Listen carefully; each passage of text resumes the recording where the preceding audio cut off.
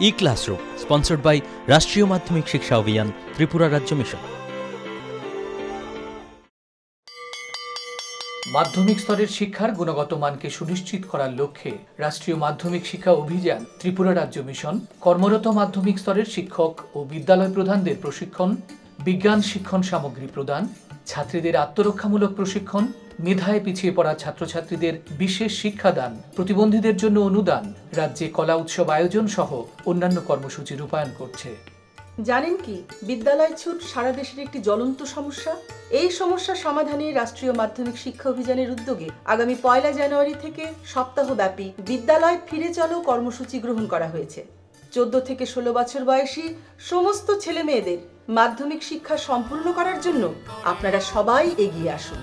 মাঝপথে যারা লেখাপড়া ছেড়ে দিয়েছো বন্ধুরা, তোমরা বিদ্যালয়ে আবার ফিরে এসো।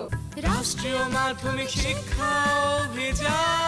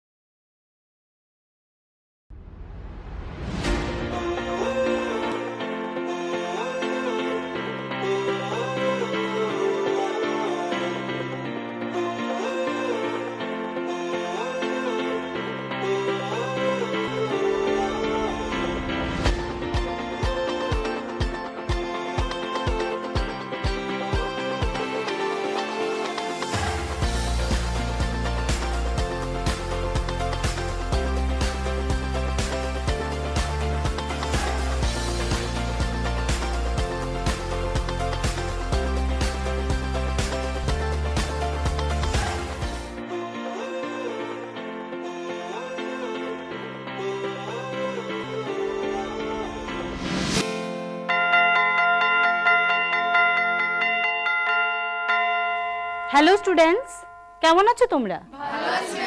ঠিক আছে, বসো। আজকে আমরা আমাদের এই পৃথিবী থেকে দূর দূরান্তে অবস্থিত নক্ষত্র, চন্দ্র ইত্যাদির দূরত্ব নির্ণয়ের কৌশল শিখব। এবং সূর্যের দূরত্ব আমরা জানি প্রায় 15 কোটি কিলোমিটার। এত দূরত্ব মাপাটা খুবই কষ্টসাধ্য, কিন্তু কি করে এই দূরত্ব মাপা হলো? প্রাচীনকালে মানুষ নদীর এক পারে দাঁড়িয়ে আরেক পারের প্রস্থ জ্যামিতিক জ্ঞানের সাহায্যে মেপে দিতে পারত, এবং গাছে না উঠেও একটা গাছের উচ্চতা জ্যামিতিক জ্ঞানকে কাজে লাগিয়ে বলে দিতে পারত। কিন্তু জিজ্ঞাসু মানুষ পরবর্তী সময় যখন দূর দূরান্তের জিনিসের পরিমাপ করতে গেল, তখনই সমস্যার সম্মুখীন হলো। যদিও এই জ্যামিতিক জ্ঞানকেই কাজে লাগিয়ে তারা অঙ্কের আরেকটি শাখা তৈরি করলো, যেটা হলো ট্রিগোনোমেট্রি।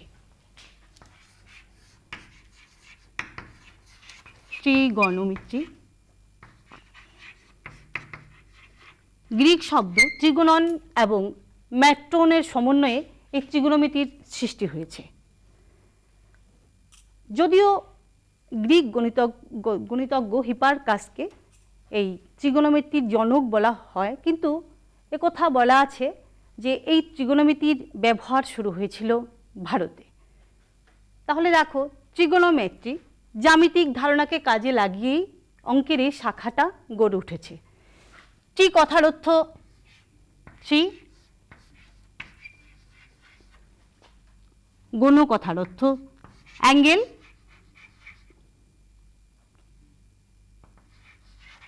এবং মেট্রি কথার অর্থ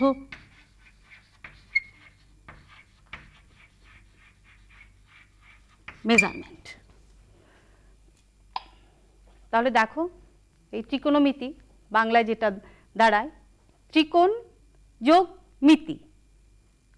তাহলে এখান থেকে আমরা যদি বাংলায় তর্জমা করি তাহলে কি দাঁড়ায় দেখো, 3 অ্যাঙ্গেল মেজারমেন্ট, অর্থাৎ 3টি কোণের পরিমাপ। দেখো রয়েছে 3টি কোণ বিশিষ্ট বহুভুজের পরিমাপ, অর্থাৎ একটা জ্যামিতির কোণ এবং বাহুর সমন্বয়ে এই শাখাটি প্রচলিত হয়েছে। চলো এবার আমরা জ্যামিতিক ধারণাকে কাজে লাগিয়ে যে ত্রিগোনোমেট্রির সাইনগুলি তৈরি হয়েছে সেগুলিকে প্রতিষ্ঠা করি। ধরে নিই OX একটি রশ্মি, OX একটি রশ্মি, সেটা ঘড়ির কাঁটার বিপরীত দিকে ঘুরছে। ঘুরতে ঘুরতে থিটা একটি সূক্ষ্মকোণে ঘুরে সেটা ও ওয়াই অবস্থানে এলো। সূক্ষ্মকোণ থিটা। এবার ও ওয়াইয়ের উপর একটি বিন্দু পি নিই।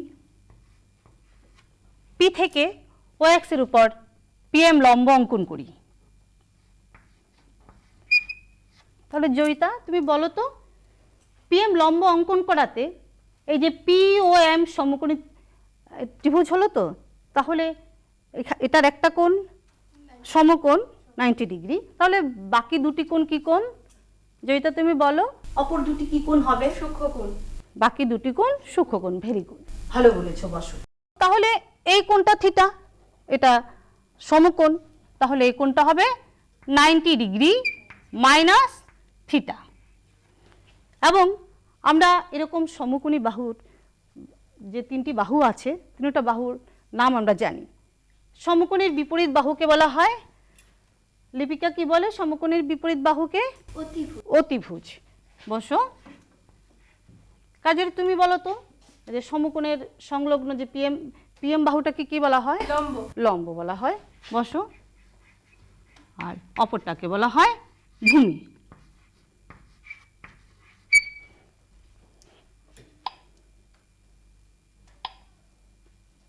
দেখো, তাহলে এই পি ও এম সমকোণী ত্রিভুজ, তার একটি কোণ সমকোণ, বাকি দুটি কোণ সূক্ষ্মকোণ, অর্থাৎ থিটা এর মানও 90 ডিগ্রি থেকে কম এবং সূক্ষ্মকোণ। এখন এই সমকোণী ত্রিভুজটার কটা বাহু রয়েছে? এখানে তিনটি বাহু। এই তিনটি বাহুর যদি আমরা পারস্পরিক অনুপাত করি তাহলে 6টি অনুপাত দাঁড়ায়, এবং এই অনুপাতগুলিকে এক একটা নামে চিহ্নিত করা হয়। এগুলিকেই ত্রিগোণমিতির সাইন বলা হয়। তাহলে দেখো, ত্রিগোণমিতি আমরা সংজ্ঞায়িত যদি করি তাহলে কি দাঁড়ায়? গণিতের যে শাখায় ত্রিভুজের বাহু এবং কোণের সাহায্যে অনুপাত নিয়ে বা পারস্পরিক সম্পর্ক রয়েছে সেটা হলো ত্রিগোণমিতি। তাহলে চলো এবার আমরা বাহুগুলির পারস্পরিক অনুপাত করে নিই, বা একটা বাহুকে অপর বাহু দিয়ে ভাগ করে নিই। লম্বকে যদি আমরা অতিভুজ দিয়ে ভাগ করি তাহলে এটা হবে থিটা কোণের সাপেক্ষে থিটা কোণের সাইন, বা সাইন থিটা। কার অনুপাতটা নিলাম? লম্বকে। লম্ব এবং অতিভুজের মধ্যে অনুপাত নিলাম, অর্থাৎ লম্বকে অতিভুজ দিয়ে ভাগ করলাম। তাহলে যে কোণানুপাত এলো বা যে নামে তাকে আখ্যায়িত করা হলো সেটা হলো সাইন থিটা। তার পরবর্তী সময়ে এবার ভূমিকে যদি আমরা, ভূমি হলো এখানে ও এম, ভূমিকে যদি অতিভুজ দিয়ে আমরা ভাগ করি অর্থাৎ অনুপাত করি তাহলে যেটা দাঁড়ায় সেটা হলো থিটা কোণের সাপেক্ষে বা থিটা কোণের কোসাইন। থিটা কোণের কোসাইন বা কস থিটা। এবার লম্বকে ভূমি দিয়ে যদি ভাগ করি, লম্বকে যদি আমরা ভূমি দিয়ে ভাগ করি সেটা হলো থিটা কোণের ট্যানজেন্ট বা ট্যান থিটা। তাহলে আমরা একবার লম্বকে অতিভুজ দিয়ে ভাগ করলাম, আবার ভূমিকে অতিভুজ দিয়ে ভাগ করলাম, আবার লম্বকে ভূমি দিয়ে ভাগ করলাম। এবার যদি আমরা উল্টো করে করি অর্থাৎ প্রত্যেকটার অনন্যক নিই তাহলে কি দাঁড়ায় দেখো। প্রথমে আমরা লম্বকে অতিভুজ দিয়ে ভাগ করেছিলাম, পেয়েছিলাম সাইন থিটা। তারপর ভূমিকে অতিভুজ দিয়ে ভাগ করেছিলাম, পেয়েছিলাম কস থিটা। তারপর লম্বকে ভূমি দিয়ে ভাগ করেছিলাম, পেয়েছিলাম ট্যান থিটা। এবার উল্টো, অর্থাৎ প্রথমটা কি ছিল? লম্বর সঙ্গে অতিভুজের ছিল সম্পর্ক, তাকে যদি এবার অতিভুজকে লম্ব দিয়ে ভাগ করি তাহলে কি দাঁড়াবে দেখো। এবার যদি আমরা অতিভুজ কি ছিল? ওপি, অতিভুজকে দিয়ে যদি আমরা লম্ব দিয়ে ভাগ করি তাহলে যেটা আসে সেটা হলো কোসেক থিটা, অর্থাৎ তাকে আমরা বলবো থিটা কোণের কোসেকেন্ট। আবার অতিভুজকে যদি ভূমি দিয়ে ভাগ করি সেটা হবে সেক থিটা বা থিটা কোণের সাপেক্ষে সেকেন্ড। এবার যদি ভূমিকে লম্ব দিয়ে ভাগ করি, আবার আগের বার করেছিলাম লম্বকে ভূমি দিয়ে ভাগ, এবার করব ভূমিকে লম্ব দিয়ে ভাগ।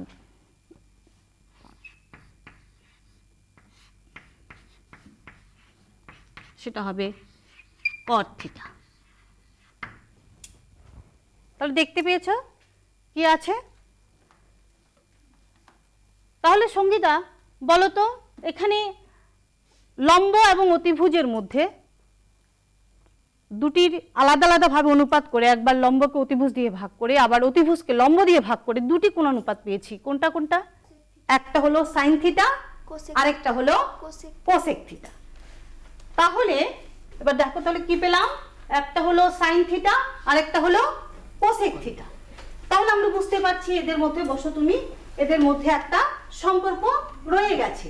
এখন সেই সম্পর্কটা কি আমরা সেটা নিরূপণ করব। আমরা লিখি sine theta into cosec theta equal two, sine theta ছিল লম্ব বাই অতিভুজ, লম্ব বাই অতিভুজ ছিল সাইন থিটা, এখনো রয়েছে দেখতে পাচ্ছ লম্ব বাই অতিভুজ, আর কোসেক থিটা ছিল অতিভুজ বাই লম্ব।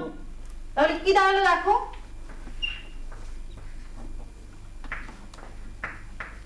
আমরা যদি এবার এটাকে গুণ করি, ক্রস মাল্টিপ্লিকেশন করি, এটার অ্যান্সার আসবে 1।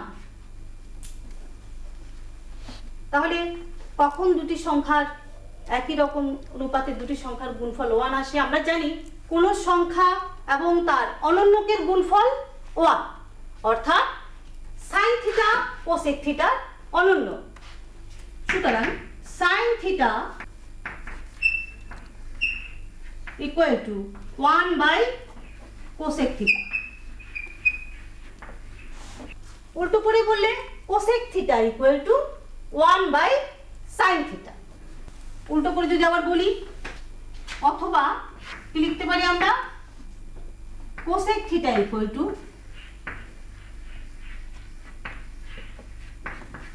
1 বাই সাইন থিটা। অর্থাৎ আমরা এখান থেকে পরিষ্কারভাবে বুঝতে পারলাম সাইন থিটা এবং কোসেক থিটা পরস্পরের সম্পর্ক হলো এরা পরস্পর অনন্যক এবং এদের গুণফল 1। পুষ্টিকর খাদ্য এবং শিক্ষা আমাদের নিতান্ত প্রয়োজনীয় জিনিস। আপনি কি জানেন, বর্তমানে ত্রিপুরায় বিদ্যালয় শিক্ষা দপ্তরের অধীনে মধ্যাহ্ন আহার প্রকল্পের উদ্যোগে সবকটি বিদ্যালয়ে সবজি বাগান গড়ে তোলা হচ্ছে। ছাত্রছাত্রীদের পুষ্টিকর খাদ্য প্রদান করার লক্ষ্যে সেই বাগানে উৎপাদিত সার এবং কীটনাশকবিহীন সবজি প্রথম থেকে অষ্টম শ্রেণীর শিক্ষার্থীদের মিড ডে মিলে ব্যবহার করা হয়। চলুন শিক্ষার্থীদের স্বাস্থ্যকর এবং নির্ভেজাল খাদ্য প্রদান ও সুস্থ সমাজ গড়ার লক্ষ্যে আমরা সবাই এগিয়ে আসি এবং প্রত্যেকটি বিদ্যালয়ে সবজি বাগান গড়ে তুলতে বিদ্যালয় কর্তৃপক্ষকে সাহায্য করি।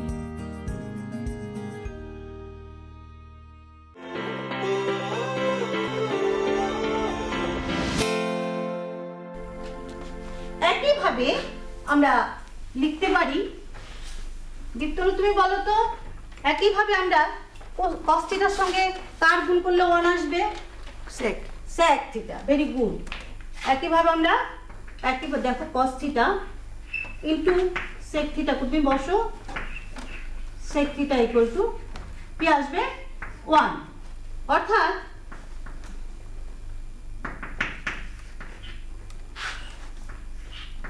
cos theta equal to 1 by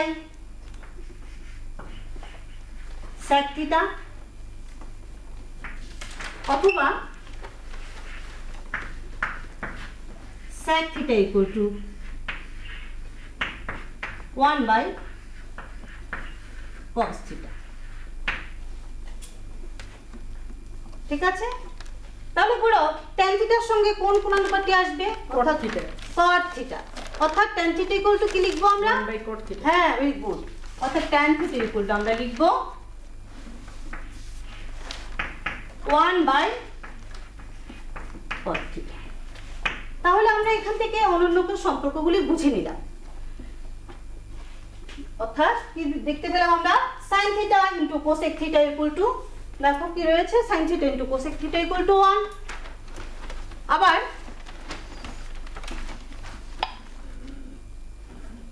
sin theta into cosec theta equal to 1, cos theta into sec theta equal to 1 এবং tan theta into cot theta equal to 1। অর্থাৎ অনন্য সম্পর্কগুলি আমরা পারস্পরিকভাবে পেলাম। এবার একটি কোণানুপাতকে আরেকটি কোণানুপাত দিয়ে যদি ভাগ করি সেটা কি আসে, বা অন্য কোনো কোণানুপাত আসে কিনা আমরা একটু পরীক্ষা করে দেখি। আচ্ছা, সাইন থিটা, প্রথমে সাইন থিটাকে নিই, সাইন থিটাকে কস থিটা দিয়ে ভাগ করে দিই। সাইন থিটাকে কস থিটা দিয়ে ভাগ করলে কি আসে, সাইন থিটা ছিল লম্ব বাই অতিভুজ আর কস থিটা ছিল ভূমি বাই অতিভুজ। তাহলে আমরা যদি একইভাবে গুণ করি, ক্রস মাল্টিপ্লিকেশন করি, কোনটা রয়ে যায়, কি রয়ে গেল, লম্ব বাই ভূমি রয়ে গেল, লম্ব বাই ভূমি রয়ে গেল। তবে তুমি বলো লম্ব বাই ভূমি দিয়ে আমরা কোনো কোণানুপাত পেয়েছিলাম কি? হ্যাঁ, কোনটা? লম্ব বাই ভূমি, হ্যাঁ tan থিটা। tan থিটা, বেশ ভালোই বলেছো, এটা হবে tan থিটা। বস তুমি। তাহলে আমরা যদি এবার cos থিটাকে sin থিটা দিয়ে ভাগ করি কি পাই দেখি। দেখো sin থিটাকে cos থিটা দিয়ে ভাগ করলাম, পেলাম tan থিটা। এবার উল্টো করে যদি আমরা cos থিটাকে sin থিটা দিয়ে ভাগ করি,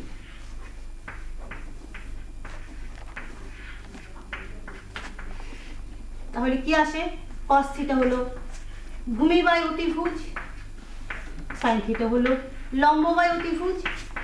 আবার সেই যদি আমরা গুণ করি রয়ে গেল কি,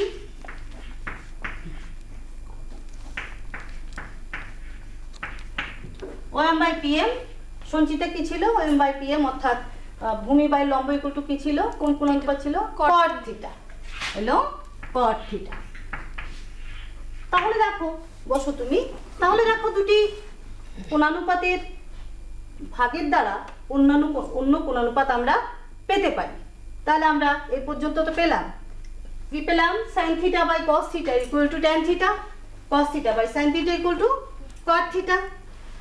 আমরা তখনও দেখেছিলাম cot থিটা, tan থিটা এবং cot থিটা হলো পরস্পরের অনন্য। আবার এখানে যে ভাগ করলাম এটা থেকেও দেখতে পাচ্ছি tan থিটা এবং cot থিটা পরস্পরের অনন্য।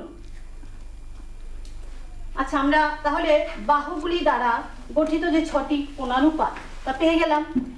কি কি পেলাম, কি কি নাম ছিল, sin theta, cos theta, tan theta, cosec theta, sec theta এবং cot থিটা। এবং আমরা এটা তো বুঝতে পেরেছি যে এই যে সমকোণী ত্রিভুজটা রয়েছে, এটা তিনটির বাহুর পরিমাপ যদি আমরা পাই তাহলে যে কোনো কোণানুপাত আমরা বের করে দিতে পারি, বা যে কোনো কোণানুপাতের পরিমাণ আমরা বের করে দিতে পারি। চলো আমরা একটি এরকম ত্রিভুজের কোণানুপাত বের করব। ধরো একটি সমকোণী ত্রিভুজ, ভূমি হলো 8, লম্ব হলো 15, অতিভুজ হলো 70। ঠিক আছে, আমরা তো চিনতে পারছি কোনটা ভূমি কোনটা লম্ব, আমরা চিনতে পারছি, এখন নাম আমাদের দরকার নেই তো। তাহলে এখন এখানে তিনটি বাহুর পরিমাপ দেওয়া আছে, তাহলে আমরা দেখব এখন বিভিন্ন কোণানুপাতগুলির মান কত আসে। দীপ্তম তুমি বলো তো, এখান থেকে সাইন থিটার মান কত হবে? Sine theta 15/17। Sine theta 15/17, very good. বসো জয়িতা, তুমি বলো তো tan থিটার মান কত হবে? 15/8। 15/8, বেশ বেশ শিখে গেছো তোমরা যে ত্রিভুজের তিনটি বাহুর পরিমাপ দেওয়া থাকলে তোমরা যে কোনো কোণানুপাত বা যে কোনো কোণানুপাতের পরিমাপ বের করতে পারবে। আচ্ছা, এবার দেখো স্লাইডে রয়েছে একটা সমকোণী ত্রিভুজ যার লম্ব হলো 4 সেন্টিমিটার, ভূমি হলো 3 সেন্টিমিটার, আরেকটা বাহু দেওয়া নেই, অতিভুজ দেওয়া নেই। এ ধরনের সমকোণী ত্রিভুজের দুটি বাহু দেওয়া থাকলে আরেকটি বাহুর পরিমাপ আমরা বের করার পদ্ধতি আগে শিখেছি। সেই পদ্ধতিটা বলতে পারবে গৌরব? সেই পদ্ধতিটা কি ছিল? পিথাগোরাসের উপপাদ্য। পিথাগোরাসের উপপাদ্য। তো পিথাগোরাসের উপপাদ্যের রূপটা বলতে পারবে দীপ? তুমি বলো। অতিভুজ স্কয়ার ইজ ইকুয়াল টু লম্ব স্কয়ার প্লাস ভূমি স্কয়ার। হ্যাঁ, অতিভুজ স্কয়ার ইকুয়াল টু লম্ব স্কয়ার প্লাস ভূমি স্কয়ার। তোমার কথা থেকে বলছি, তার মানে অতিভুজ ইকুয়াল টু কি দাঁড়ালো? অতিভুজ ইকুয়াল টু রুট ওভার লম্ব স্কয়ার প্লাস ভূমি স্কয়ার।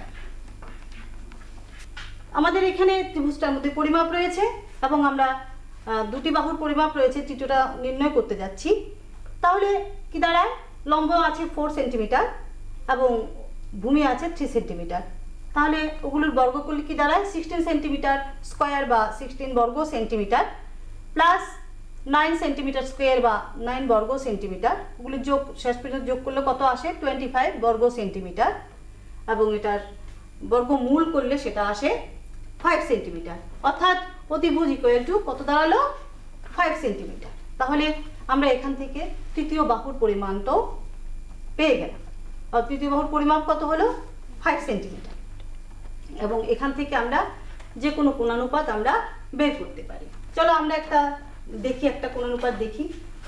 তাহলে ধরো আমরা সেক থিটা লিখব। সেক থিটা লিখতে গেলে সেক থিটা হলো অতিভুজ বাই ভূমি। অতিভুজ বাই ভূমি সম্পর্কটা আমরা ইতিমধ্যে শিখে গেছি, তোমরা খাতায় লিখে নিয়েছিলে। অতিভুজ রয়েছে বা অতিভুজের পরিমাপ পেয়েছি আমরা 5 সেন্টিমিটার এবং ভূমির পরিমাপ পেয়েছি 3 সেন্টিমিটার। তাহলে উপরেও সেন্টিমিটার রয়েছে, নিচেও সেন্টিমিটার রয়েছে, দুটি ভাগ হয়ে যাবে। শেষ অবধি কি থাকবে? তার লঘিষ্ঠ রূপটি আসবে 5/3। একক আসেনি বা একক আসবে না। দেখো কেন একক আসবে না? আমরা যখন কোণানুপাত বের করেছিলাম তখন দেখেছিলাম যে কোণানুপাতগুলি আনুপাতিক সংখ্যা বা আনুপাতিক রাশি, আর আনুপাতিক রাশির কখনো একক থাকে না। তাই কোণানুপাতগুলির কোনো একক নেই। যখন আমরা কোণানুপাত লিখব তখন তার একক লিখব না। ঠিক আছে? এই অঙ্কটা আমরা সমাধান করব। ধরো রয়েছে cos থিটা ইকুয়াল টু 4/5 হলে cosec থিটা এর মান কত? তাহলে আমরা জানি cos থিটা ইকুয়াল টু ভূমি বাই অতিভুজ। তাহলে ধরি ভূমি ইকুয়াল টু 4k, অতিভুজ 5k, সংক্ষেপে লিখলাম। তাহলে আমরা এখান থেকে কার মান বের করব? তাহলে আমরা এখান থেকে লম্বের মান বের করব। হ্যাঁ, লম্ব ইকুয়াল টু হবে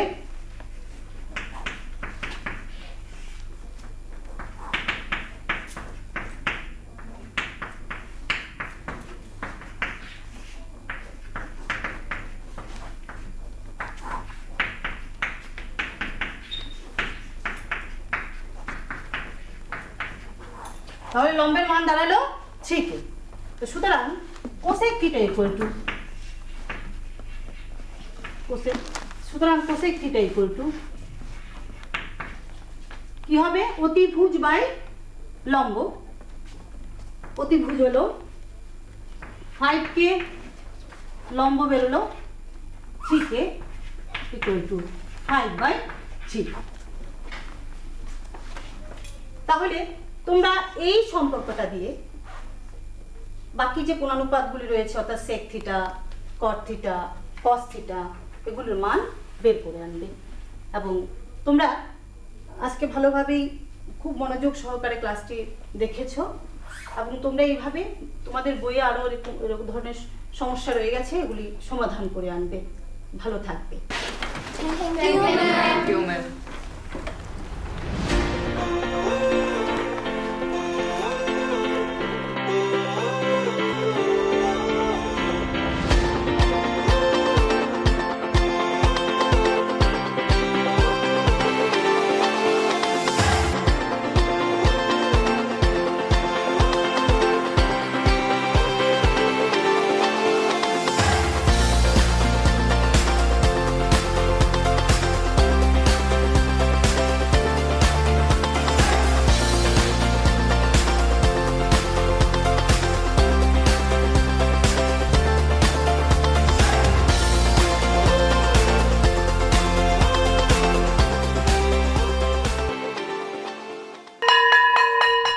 ড্রপ আউটের ঘুচিয়ে ক্ষত, স্কুলে পড়ুয়ার বাড়ছে ভিড়, সর্বশিক্ষা মিড ডে মিলে স্কুল সকলের আশার নীড়। রাজ্যের 6 থেকে 14 বছরের সব শিশুদের বিদ্যালয়ের আঙিনায় এনে তাদের বুনিয়াদী শিক্ষা সুনিশ্চিত করতে সর্বশিক্ষা অভিযান বদ্ধপরিকর। তাদের শিক্ষার সুবিধার জন্য রয়েছে বিনামূল্যে পাঠ্য বই, বিদ্যালয়ের পোশাক, উন্নত মানের পড়াশোনা, স্বাস্থ্যসম্মত শৌচাগার, বিশুদ্ধ পানীয় জল, পুষ্টিকর মধ্যাহ্ন আহার, খেলাধুলার ব্যবস্থা এবং আরও অনেক কিছু। হ্যাঁ, তাই দেরি না করে আজই আপনার এলাকার সব শিশুদের নিকটবর্তী সরকারি বিদ্যালয়ে ভর্তি হতে উৎসাহিত করুন। E-Classroom was sponsored by রাষ্ট্রীয় মাধ্যমিক শিক্ষা অভিযান, ত্রিপুরা রাজ্য মিশন। গৃহস্থলীয় ক্ষেত্রে অর্থাৎ আমাদের বাড়ি ঘরে আমরা ওয়াটার সেভিং ডিভাইস বা জল সঞ্চয়ী যন্ত্র ব্যবহার করে জলের অপচয় রোধ করতে পারি। কীভাবে করতে পারি তোমরা দেখে নাও। এরকম করে আমরা টেপ ব্যবহার করে আমাদের কাজের শেষটা বন্ধ করে দিতে পারি।